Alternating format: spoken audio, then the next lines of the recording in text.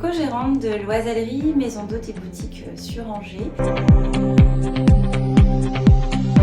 L'Oisellerie est née d'un désir de créer un lieu de rencontre et un lieu de partage parce qu'on est des vadrouilleuses en sac à dos. On a beaucoup voyagé ensemble avec Marlène et on s'est dit ce serait magnifique de pouvoir créer un lieu sur Angers ou dans les alentours où on pourrait promouvoir notre ville et puis les bons produits de la région. Et on est tombé amoureuse de la maison du 5 rue de l'Oisellerie. Notre plus grande fierté dans ce projet, c'est d'avoir pu mettre en vie cette bâtisse du XVIe siècle. C'est une maison qui précédemment était une maison d'habitation et du coup il était un peu difficile en 2015 quand on l'a visité la première fois de pouvoir s'imaginer qu'un autre projet que le nôtre, en tout cas touristique ou culturel, puisse prendre place dans ce lieu et faire vivre le lieu. Alors nous avons sollicité Initiative Anjou car évidemment la création d'un projet dans une bâtisse du XVIe siècle implique quelques travaux qui sont pour le coup très onéreux du fait d'être classés au titre des monuments historiques.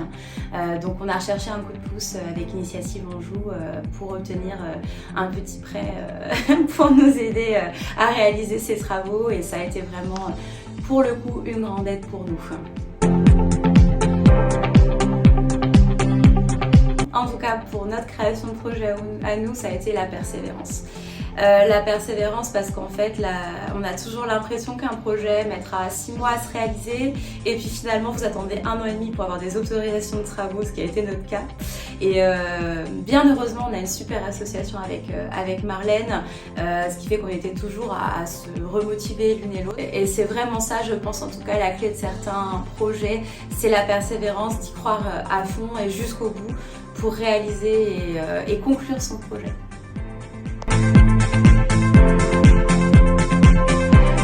Notre aventure, c'est d'abord démarré par nos voyages qui nous ont emmenés à un coup de cœur auprès de cette maison.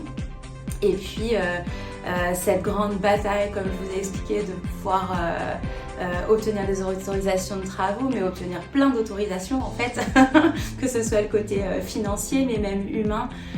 C'est une grande aventure qu'on partage aussi avec nos proches. Je dirais que sans eux, on ne fait pas non plus grand chose pour un projet comme celui-ci. C'est un tout petit projet, mais à notre échelle, c'était vraiment une très très grande aventure.